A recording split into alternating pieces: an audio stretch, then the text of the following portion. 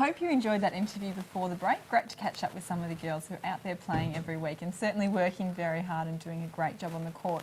Well, as always, we take a look at last week's matches. We've left it until the end of the show today, but first up we had Anarchy versus Werribee last week.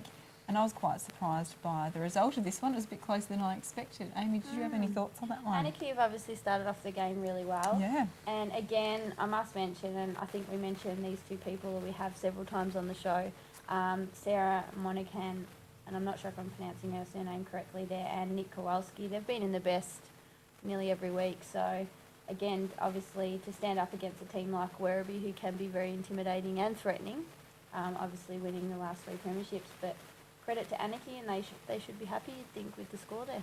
Certainly. Now we're taking a look just now at the Bell Post Hill versus Corio match, the under-17s there, so I caught up with the girls after that game. But the A-grade match, I don't know how much we want to comment on this one, but a win to Bell Post Hill there. Yeah, Bell Post Hill were the better team on the day. We'll give them credit where credit's due. They started off well, with Kim Martin obviously only getting to play the first quarter. And yeah, pretty much it was catch-up netball for us then, but unfortunately couldn't catch up. So, yeah, I'm sure Birdie's got more comments about that. I was going to ask Birdie, who were your best players on the day? Kim was only there for a quarter? She was only there for a quarter. She actually had an A&L game. She had to play in Melbourne at 3 o'clock in the afternoon, so she could only stay there for a quarter, and then she went to Melbourne straight away. And I was just very pleased with the rest of the team. They stuck to the game plan. And they did, apart from 1 or 2 stray passes, but for 98% of the time they stuck to the game plan, and we just didn't let Corio get back into the game again. And it's very hard. You've got Michelle Rasukas there. She's probably one of the best goalers in the league. She just pretty much didn't miss all game. So you've got to keep applying that pressure on in our attack end. And the girls, look, I can't pick anyone in particular. They all played a great game. Maybe special mention to our goalkeeper, Brittany Chapman. She's only 15 years old, and she played the game of her life on the weekend. I was really pleased to see that. Good on her. So, yeah, very, very good. Next up was Bannockburn versus Thompson, and a huge win there to Thompson, which is probably not really surprising. Amy, did you have any comments on that one? No comments there, but once again, Brooke Masterman, an outstanding player with 32 goals. So I guess watch out. Brookie must be scoring a few of the old Margaret Webb votes there. And she's a big asset to the team. Yeah, great asset, and I think that's probably Sonia's best thing for the year, recruiting Brookie over there. Yeah, for sure. Next up was East Geelong versus Inverleigh, and I was quite surprised. Only 2 goals separating, with East Geelong getting up in that one.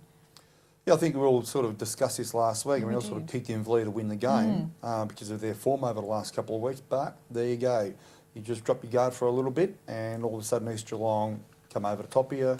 And I'm sure Inverleigh will look back on the game and think if we only had done that or hadn't missed this shot or did this. But at the end of the day, it's 4 points gone begging, and yeah, good win for East Geelong. That's for sure. And also Winchelsea with a big win over North Geelong. Now I know North Geelong had a couple of their defenders out, which was unfortunate, but Winchelsea would still have to be very happy with that.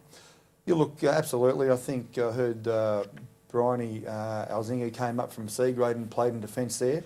I'm sure both Birches looked like they weren't there, Birch and Birch. So North Geelong would have been feeling the pinch without them there. And yeah, Winchard, they're just that strong right now.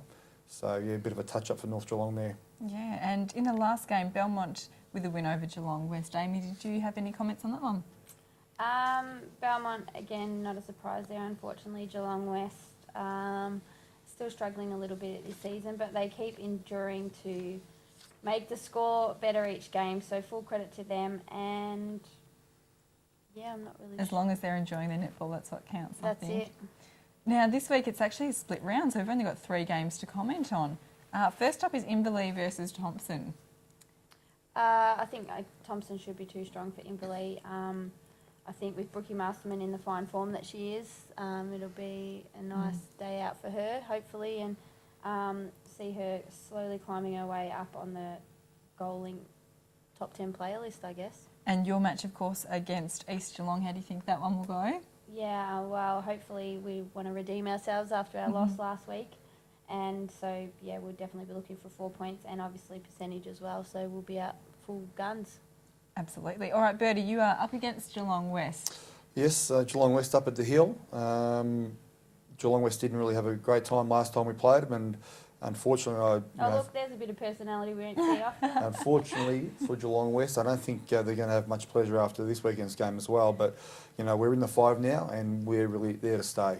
So there's still only a couple points separating us and Corio as far as percentage goes. So we're really going to be just out there full force this weekend, and hopefully notch up a good win.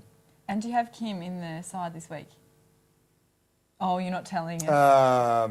Yes, she will be. All right. Okay. Excellent. Well, there's only 3 games, as I said, so if you've got the day off today, enjoy your time off, and you'll be playing next week, of course.